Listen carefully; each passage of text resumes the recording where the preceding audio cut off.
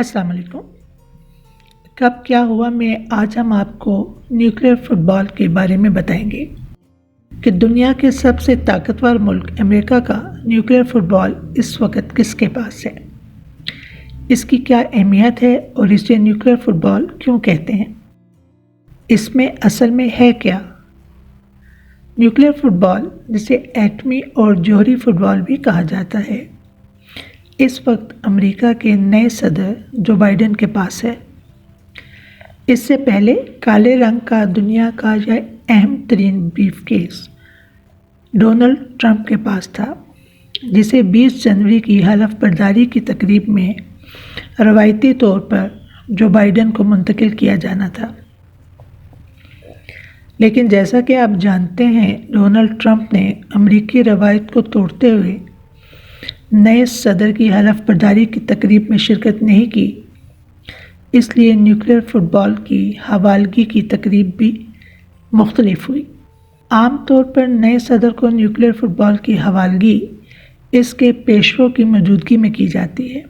ताहम ट्रंप नए सदर की तकरीब हलफ बर्दारी में शरीक होने के बजाय फ्लोरिडा चले गए थे, जहां वो सदारत के बाद की अपनी ज़िंदगी गुजारेंगे। अमरीकी कवानीन के मुताबिक डोनाल्ड ट्रंप के पास जौहरी हमले का हुक्म देने का इख्तियार बुध के रोज़ अमरीकी वक़्त के मुताबिक 11:59 और 59 तक था।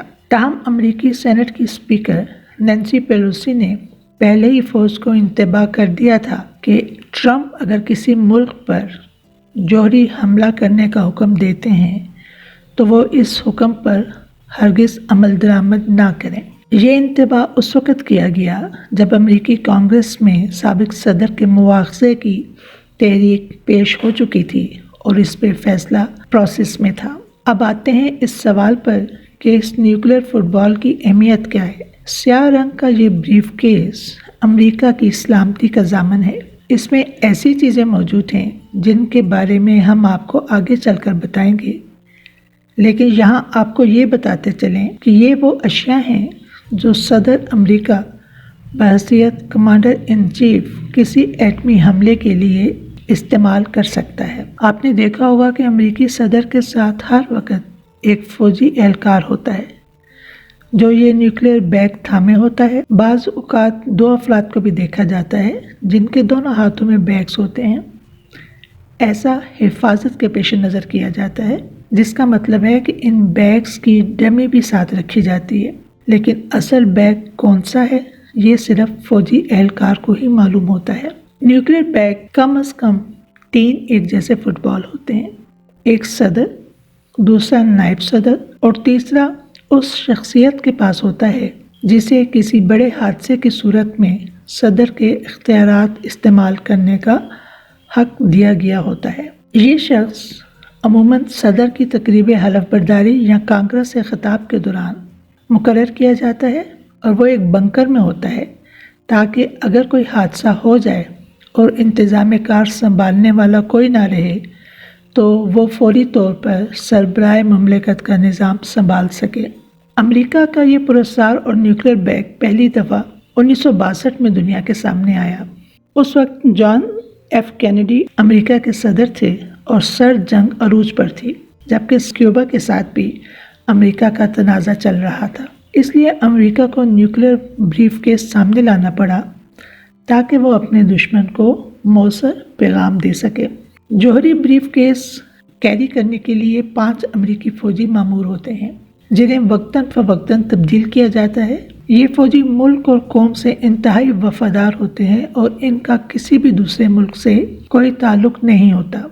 इसलिए न्यूक्लियर ब्रीफकेस उठाने वाले फ़ौजियों के चुनाव में भी इंतहाई एहतियात और राजदारी बरती जाती है। न्यूक्लियर फुटबॉल के साथ साथ एक प्लास्टिक बिस्किट भी हर वक्त सदर की जेब में होता है। ये बिस्किट सदर की शनाख्त के लिए हवाले किया जाता है और इसका मतलब है कि आईनी और कानूनी तौर पर अमेरिका का सदर ही वो वाहिद शख्सियत है जो जौहरी हमले का हुक्म दे सकती है। बिल क्लिंटन के दौर के joint chief of staff general ने 2010 में इंकशाफ किया था कि एक बार बिल क्लिंटन से ये बिस्किट गुम हो गया था। اور کئی مہینوں تک اس کا کچھ پتہ نہیں چلا۔ نیوکلیئر بیگ کی ساخت دیکھ کر یہ خیال کیا جاتا ہے کہ اس میں کوئی فٹ بال نما ایٹم بم ہے، لیکن ایسا بالکل نہیں ہے۔ نیوکلیئر فٹ بال 4 اہم ترین چیزوں پر مشتمل ہوتا ہے۔ نمبر 1، فولڈر، جس میں صدر کسی ایک ملک یا کئی ممالک پر ایٹمی حملے کرنے کا حکم لکھتے ہیں، اور خصوصی مواصلاتی نظام کے ذریعے یہ حکم براہ راست پینٹاگون اور نیوکلیئر کمانڈ اتھارٹی کو مل جاتا ہے، جس کے بعد وہ حملہ کرنے کی تیاری شروع کر دیتے ہیں۔ نمبر 2، بلیک بک، یہ 75 پیجز پر مشتمل ایک بک ہوتی ہے اور اس میں اسٹرائک آپشن لکھے ہوتے ہیں۔ یہ اب صدر کی صوابدید ہے کہ وہ کس قسم کا حملہ کروانا چاہتے ہیں، اور اس حوالے سے مختلف کوڈز درج ہوتے ہیں۔ نمبر 3، شیلٹر بک، اس بک میں حملے کی صورت میں امریکی صدر کے لیے محفوظ پناہ گاہوں کا ذکر کیا گیا ہے۔ اور پھر اس میں نمبر 4 ایک کارڈ ہوتا ہے۔ یہ پلاسٹک سے بنا کارڈ ہوتا ہے جسے بسکٹ بھی کہا جاتا ہے، اور یہ صدر کے پاس بھی موجود کارڈ کی طرح کا ہوتا ہے کہ آیا نیوکلیئر بیگ کیری کرنے والے فوجی کے سامنے صدر کی شکل میں جو شخص موجود ہے وہ واقعتاً صدر ہے یا صدر کی ڈمی ہے۔ ایک عام خیال یہ بھی ہے کہ نیوکلیئر بریف کیس میں ریڈ بٹن لگا ہوتا ہے جسے دبا کر صدر ایٹمی دھماکہ کر سکتا ہے، لیکن اس میں کوئی حقیقت نہیں ہے۔ بریف کیس سے ایک اینٹینا بھی باہر نکلا ہوتا ہے جو انتہائی طاقتور اینٹینا ہوتا ہے، اور یہ امریکی محکمہ دفاع اور نیوکلیئر کمانڈ اتھارٹی سے منسلک ہوتا ہے۔ اس کے سگنلز کو نہ تو ڈسٹرب کیا جا سکتا ہے اور نہ ہی دشمن اس کو ریڈ کر سکتا ہے۔ موجودہ حلف برداری کی تقریب میں پیدا ہونے والے کرائسس کو یو ایس ملٹری نے بڑے احسن طریقے سے حل کیا، کیونکہ صدر ٹرمپ کے ساتھ فلوریڈا جانے والے بریف کیس اور کوڈز کو وقت مقررہ پر ان ایکٹیو کر دیا جانا تھا، تو اسی لمحے ایک دوسرا بیگ جو تیار کیا گیا تھا اور جس میں جو بائیڈن کے لیے نئے کوڈز شامل کیے گئے تھے وہ حلف اٹھانے کے فوراً بعد جو بائیڈن کے حوالے کر دیا گیا۔ اگر آپ کو ہماری یہ ویڈیو پسند آئی ہو تو اسے لائک اور شیئر کریں، اور چینل کو سبسکرائب اور بیل آئیکن کو کلک کرنا ہرگز نہ بھولیں۔ بہت شکریہ۔